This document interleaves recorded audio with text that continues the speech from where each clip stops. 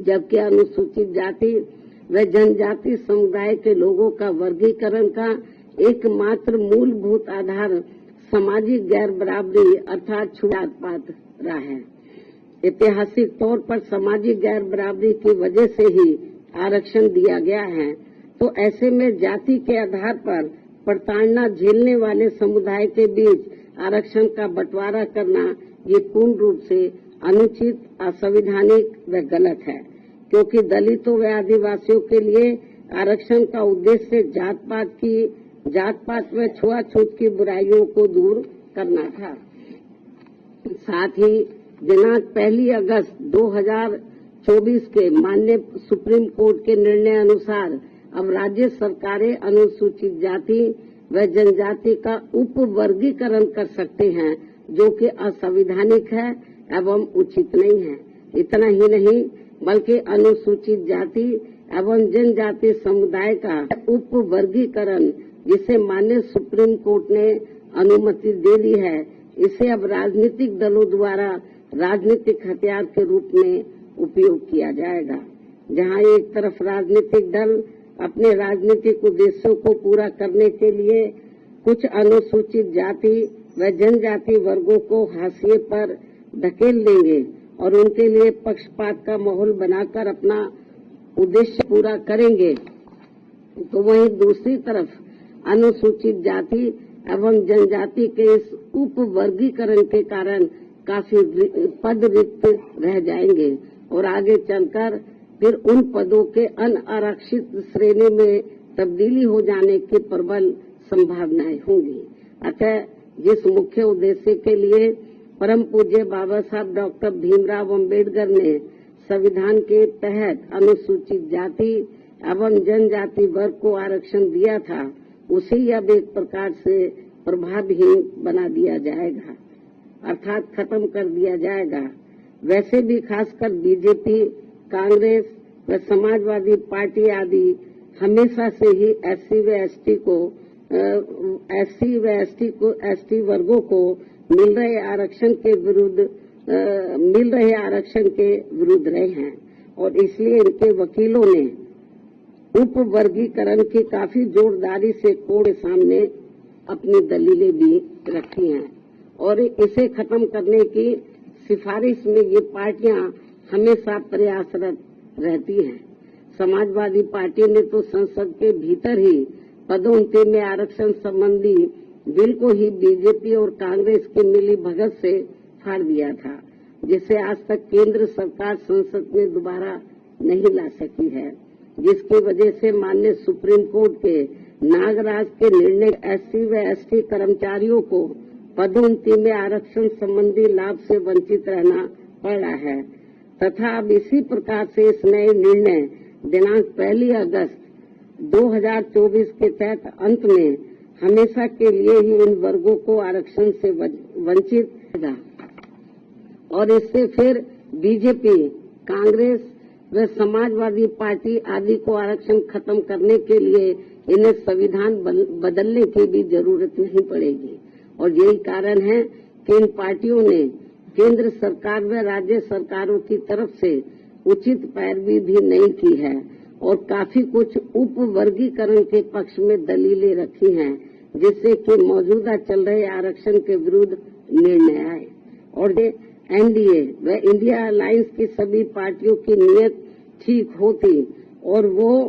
SC व ST को मिल रहे आरक्षण में छेड़छाड़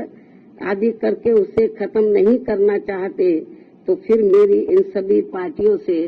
ये अपील है कि ये सभी पार्टियां इस विषय पर, इस मुद्दे पर देश के समूचे एससी व एसटी समाज के समक्ष अपने स्पष्ट करें और इसी चल रहे संसद सत्र में संविधान में उचित संशोधन लाकर ये स्पष्ट करें कि अनुच्छेद 341 व 342 के तहत माननीय राष्ट्रपति द्वारा घोषित एससी व एसटी जातियों के संबंध में भविष्य में किसी भी प्रकार की छेड़छाड़ व उप वर्गीकरण करने का अधिकार किसी को भी नहीं होगा तथा इन सभी जातियों को आरक्षण प्राप्त होने के लिए एक समूह के रूप में ही देखा जाएगा। ये इनको संशोधन संविधान में उचित संशोधन विधेयक इनको लाना चाहिए और ये सब लाकर इनको संविधान की में इसको शामिल करना चाहिए, ताकि फिर भविष्य में कभी भी जो SC/ST का आरक्षण है उसके साथ किसी भी प्रकार का कोई छेड़छाड़ आदि ना हो सके। हालांकि ये नौबत नहीं आती यदि इसको बहुत पहले ही संसद द्वारा संविधान की 9वीं सूची में डाल दिया जाता। हमारी पार्टी ने लोकसभा के अंदर भी और राज्यसभा में भी इस मामले को अनेकों बार उठाया है, लेकिन इसको टाल दिया गया, क्योंकि जब बीजेपी पावर में रहती है वो भी इसको टाल मटोल करती है इस मामले को, कांग्रेस पावर में रहती है तो वो भी इस मामले को टाल मोल कर देती है। इससे स्पष्ट है कि चाहे कांग्रेस हो, बीजेपी हो या अन्य पार्टियां हो,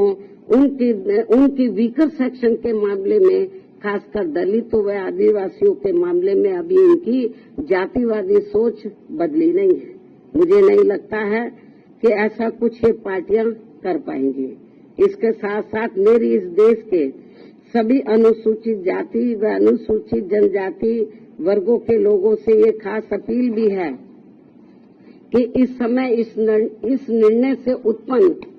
उत्पन्न स्थिति को अपने व अपने बच्चों के भविष्य तथा अपने संवैधानिक अधिकारों को नुकसान होने से बचाने के उद्देश्य से तथा बाबा साहब डॉक्टर भीमराव अम्बेडकर के द्वारा अपने अथक प्रयासों से इन वर्गों को जो संवैधानिक अधिकार दिलाए गए हैं, तो उन्हें खत्म होने से बचाने के लिए इस स्थिति को अपने लिए एक आपातकालीन की स्थिति समझते हुए इन्हें एकजुट होना पड़ेगा तथा मात्र अपने अपने राजनीतिक स्वार्थ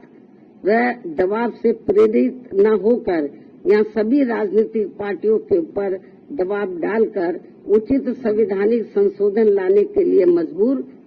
करना पड़ेगा। इस खास अपील के साथ ही अब मैं माननीय सुप्रीम कोर्ट से भी ये पुरजोर अपील करती हूँ कि वे देश में SC व ST वर्गों के हितों में अपने 1 अगस्त सन 2024 के दिए गए फैसले पर खुद ही पुनर्विचार करके इसमें मेरी इन सब बातों को खास ध्यान में रखते हुए जरूरी बदलाव लाए, तब्दीली लाए, वरना इन वर्गों में से आरक्षण के पात्र लोगों को बड़ा भारी नुकसान हो जाएगा। इस खास अपील के साथ ही अब मैं अपनी बात यही समाप्त करती हूँ। धन्यवाद। जय भीम व जय भारत।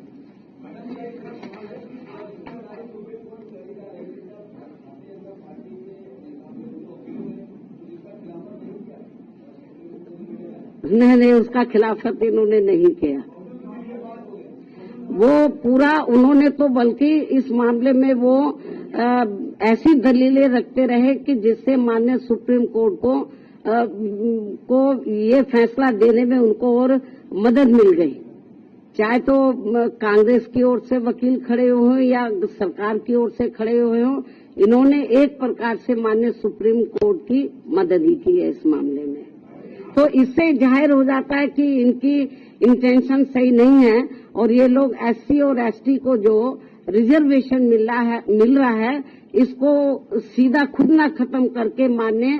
कोर्ट के जरिए, जुडिशरी के जरिए ये इसको खत्म करना चाहते और इसमें ये लोग काफी हद तक कामयाब भी हो गए हैं और हमारी पार्टी इसको लेकर बड़ी चिंतित है।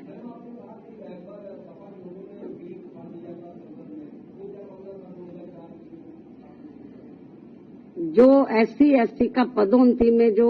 आरक्षण का मामला था तो वो लगभग खत्म सा हो गया था। उसको प्रभावी बनाने के लिए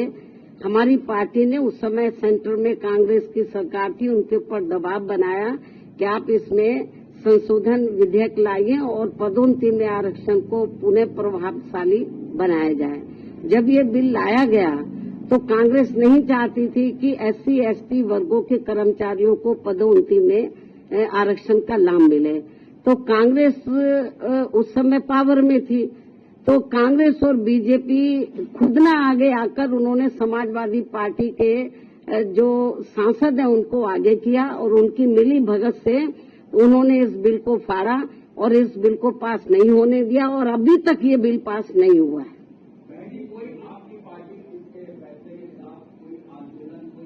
नहीं, अभी आंदोलन मैं आपको जो बताया ना कि हम लोग तो बीजेपी कांग्रेस को ही कोस सकते हैं, क्योंकि इनके वकीलों को सही पैरवी करनी चाहिए थी, सरकार को सही पैरवी करनी चाहिए थी। हमने माननीय सुप्रीम कोर्ट से मीडिया के माध्यम से हमने उनसे अपील की है आज कि वो अपने इस फैसले पर पुनर्विचार करें, इस फैसले को बदले, वरना इस देश में जो करोड़ों दलित और आदिवासी समाज के लोग हैं, तो जिनको अपने पैरों पर खड़े करने के लिए परम पूज्य बाबा साहब डॉक्टर अम्बेडकर ने जो इनको आरक्षण की सुविधा दी थी, यदि ये खत्म हो गई तो बड़ा मुश्किल हो जाएगा। और जो लोग ये कहते हैं कि एससी में या एसटी में जो जातियां मजबूत हर मामले में आर्थिक तौर पर मजबूत हो गई हैं, तो उसमें से मैं समझती हूँ मुश्किल से 10 या 11% लोग ही मजबूत हो गए होंगे, बाकी 90% लोगों की हालत तो बहुत ज्यादा खराब है। लेकिन माननीय सुप्रीम कोर्ट के इस फैसले से जो लगभग 90% लोग जिनको अभी आरक्षण की जरूरत है, तो वो तो और ज्यादा पिछड़ जाएंगे, उनको ये आरक्षण अब मिलेगा नहीं। इस निर्णय के अनुसार यदि उन जातियों को निकाल दिया जाएगा, बहुत बुरा हुआ है ये। और केंद्र और जबकि बीजेपी को चाहिए, वो अपने आप को कहते हैं कि हम एससी एसटी समाज के हिमायती हितैषी हैं, उनको चाहिए पहली बात तो इस केस की पैरवी उनको सही तरीके से करनी चाहिए थी, उन्होंने नहीं की। कांग्रेस ने बेबी ढुलमुल रवैया अपना। तो 9-10% जो जाटव या इससे मिलती जुलती जातियों की स्थिति, आर्थिक स्थिति सुधर भी गई है, लेकिन समाज में तो आज भी जातिवादी लोग उनको पुराने नजरिए से देखते हैं, जात पात तरीके से देखते हैं। इसलिए अभी इन सबको रिजर्वेशन की बहुत ज्यादा सख्त जरूरत है। नहीं, अभी ये तो माननीय सुप्रीम कोर्ट को बताना चाहिए था ना, हम लोग तो नहीं करेंगे। सुप्रीम कोर्ट ने कोई इसका पैमाना अभी तय किया नहीं है। बहुत ढुलमुल ये जजमेंट है और इस तरीके से इसकी आड़ में राज्य सरकारें जो एससी एसटी को अभी तक रिजर्वेशन मिल रहा है, इसको बिल्कुल निष्प्रभावी बना देंगी, ना के बराबर इसको कर देंगी, लोगों को कोई इसका लाभ नहीं मिलेगा। नहीं, हमारे को तो उन्होंने कब बुलाया ही नहीं, जबकि हमारी पार्टी इनके लिए लड़ाई लड़ती रही है। हमको भी बुलाते तो हमारी ओर से वकील जरूर जाता।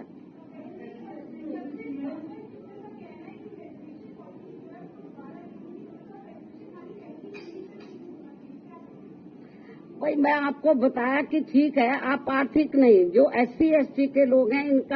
इनको जो रिजर्वेशन मिला है, जो शैक्षणिक सामाजिक और आर्थिक गैर बराबर हैं, इस आधार पर मिला। तो सामाजिक जो दृष्टिकोण है इन वर्गों के मामले में वो अभी लोगों का बदला नहीं है, इसलिए इनको अभी रिजर्वेशन मिलना बहुत जरूरी है। ठीक है भाई, आप लोग तो बार बार एक ही चीज को जिसका जवाब मैं दे चुकी हूँ।